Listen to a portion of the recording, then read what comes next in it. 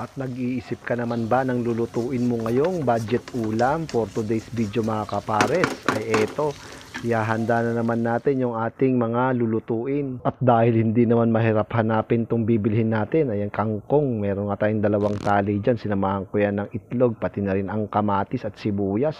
At laban na rin tayo sa ganitong luto ng kangkong. At swak din sa budget ang ganitong luto, pero papartneran ko rin yan ng pritong tinapa. At mairaos lang natin yung pananghalian natin, ayos na. Simpleng luto lang naman, basta importante galing sa pinagpaguran mo. Kaya kung ikaw ay nag-iisip rin ng budget ulam, ito naman ang subukan mo. Kaya sa aming mga followers, sa mga nag-share po ng aming mga video, maraming salamat po sa inyong suporta. Kaya ituloy ko na nga rin yung paghihiwa ng ating bawang. Sunod na rin natin dyan yung kamatis, pati na rin ang sibuyas. At meron na nga tayong itlog na babatihin din natin at ilalagay po nating toppings yan maya-maya lang. Kaya paki-comment na lang kung nakapagluto ka na ng ganito sa kangkong. At kung meron ka ring maisasuggest na budget ulam, paki-comment mo na lang. At dito ko na nga ay prinito ko na nga yung ating itlog at hinalo-halo ko nga lang yan ng ganyan. Ang gusto natin dyan yung malasado tulad ng ganito.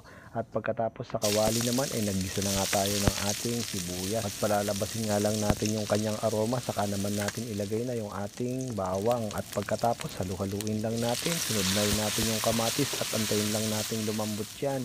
At saka naman natin ilagay yung tangkay ng ating kangkong. At halu-haluin lang nga natin yan ng ganyan. Kapag malambot na, ay pwede na rin natin ilagay yung ating dahon ng kangkong. At syempre, aayusin lang natin yan ng ganyan. At kapag luto na nga yung kangkong ng ganyan, natimplahan ko na rin yan ng asin, pati na rin ang pamintang durog. Ay saka na naman natin ilagay na yung pangpinali nating scrambled egg ng ganyan. At tignan nyo naman mga kapares, toppings na itlog natin at halu-haluin lang natin yan ng ganyan at pwede na nating iserve. Mangantay yun.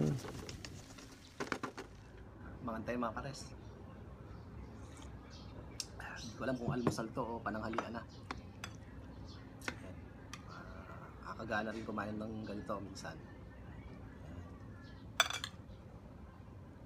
Siyempre meron tayong tinapa. Wala sa ulo.